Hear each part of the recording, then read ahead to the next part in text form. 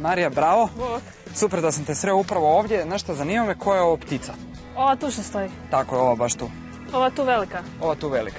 To ti je zapravo jedna vrsta rode, odnosno najveća roda i zove se marabu.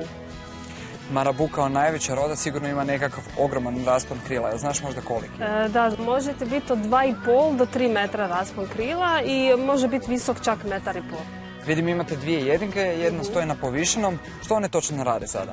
Pa one su ti zapravo napravile gnijezdo oko ovog panja, točnije ovaj mužjak što je na panju, on smatra to svojim gnijezdom i pokušava sad uplašiti, zastrašiti ovog drugog mužjaka. Pokušava ga otjerati, iako su oba dvojica sudjelovala u izgradnji tog gnijezda.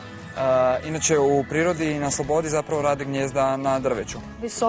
Visoko na drveću ili na stijenama, mogu biti čak na 30 metara iznad tla. Znači bitno je samo da je visoko, s obzirom da mi nemamo visoko drveće i da je našima podrezano perje pa ne mogu letjeti, onda oni su se zadovoljili s ovim panjem tu.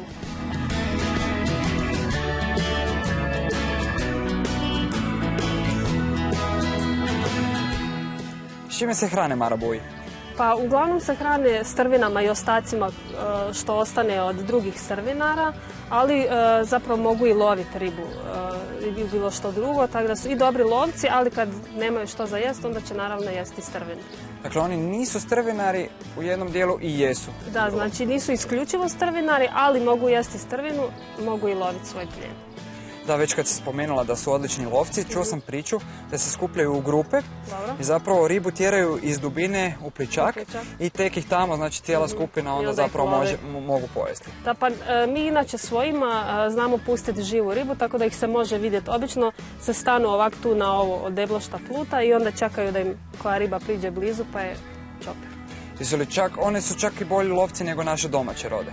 Mogu bi to tako reći, spretniji su dosta što se tiče lova, dok recimo kad se sukobljavaju s nekim drugim strvinarima, onda baš nisu spretni s obzirom da su tak veliki i mršavi, onda će ih drugi strvinari lakše otjerati od plijena.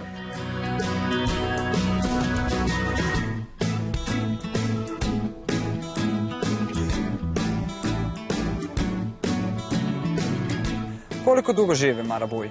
Pa zabilježeno je da mogu negdje u prirodi oko 25 godina, a u zoološkim vrtovima čak i do 40 godina. Da se vratimo na neke tehničke karakteristike marabua, primijetio sam nekakvu crvenu, ajmo reći, nakupinu kod njihovog vrata. Da. Za što im to služi? Pa ne zna se točno, ali pretpostavlja se da im to zapravo pomaže prilikom udvaranja, tako da mužjaci kad trebaju zavesti ženku, onda zapravo koriste taj dio tijela. Jesmo li spomenuli gdje marabuji žive? Nismo, žive na području Afrike, znači još jedna afrička vrsta. One, s obzirom da žive u Africi gdje je klima takva kakva je, imaju nekakve posebne sisteme hlađenja zapravo.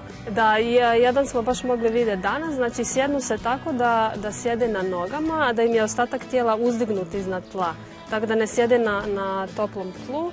Isto tako rašire krila, tako da zrak cirkulira da se hlade, ali isto tako i ako se smoče, onda to širenje krila je zapravo da im se čim prije osuše krila. Tako da ima više stvari. Njihov način prehrane i zapravo ono što jedu zapravo koristi i životinjama i ljudima. Tako je, znači s obzirom da se oni hrane strvinama i ostacima koji ostanu iza strvinara, oni zapravo sprječavaju širenje bolesti jer jedu trule otpadke koje ostaju. Pročitao sam isto podatak da se zapravo njihovo repno perje marabua koristilo kao ukras. Recimo na ženskim šeširima, haljima. Prije su ukrašavali odjevne predmete, ljudi su koristili njihovo perje, ali samo repno, znači ne ništa drugo, samo repno perje. Mogu su i šalove raditi, kape, haljine i tako. Dakle, sve u svemu vrlo korisna ptica i što se prehrane tiče i što se tiče nekakvog ukrašavanja. Marija, puno ti hvala o ovoj zanimljivoj priči o marabujima. Nadam se da su i naši klinci puno toga naučili. Nadam se ja. Vidimo se. Vidimo se, bok.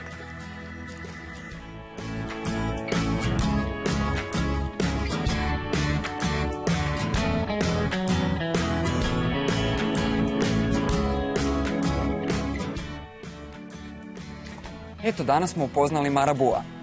Priznajte, iz dana u dan povećava se broj naših prijatelja iz Zagrebačkog zoološkog vrta. Do našeg novog susreta i upoznavanja s novom životinjom, lijepo ću vas pozdraviti. Bok!